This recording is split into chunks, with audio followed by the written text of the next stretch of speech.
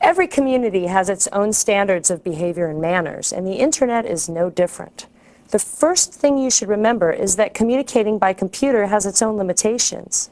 Because you're writing rather than speaking, people don't get to see your facial expression or hear your tone of voice, and that could change the meaning of the actual words. So pay careful attention to what you write and how you write it. For example, messages written in all caps are taken as though you're shouting. That seems awfully rude. And speaking of rude, there's flaming. Flaming. Unusually pointless and excessive outrage in electronic mail has become so common that it's now got its own name, flaming. If you receive an angry message, you've been flamed. Unfortunately, a few people seem to enjoy sending these kinds of messages. My recommendation is that even if you get a really offensive message and you just have to reply, don't. In 20 years of using electronic mail, I have never regretted not sending an angry message. And I have regretted sending a few. Now, why would anyone send an angry message to you?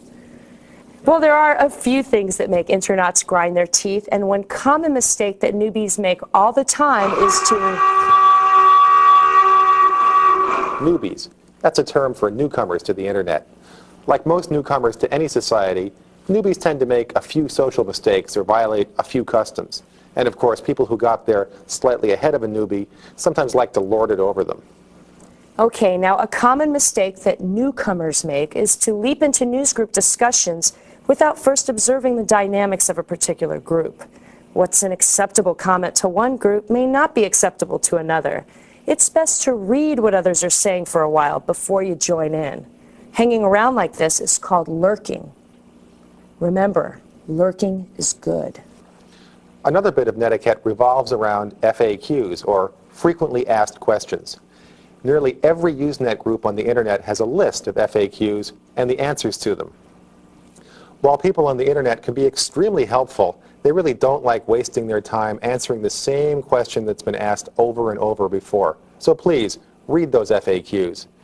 If your question is computer related, you could read the manual first, and if you can't get the answer that way, then ask. And if you want to send a message with a little humor in it, there's a way to show that intention too. You can type what we call a smiley. Here's one. Now just turn your head sideways and you can see how it works. There's a variety of these things. They're called emoticons, and lots of internauts use them.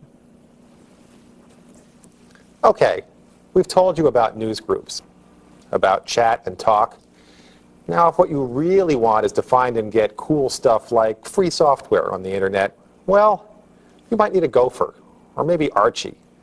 And if you like Archie, you should definitely get to know Jughead and Veronica. The internet is growing so rapidly that it's difficult to keep up with all the resources available to us internauts.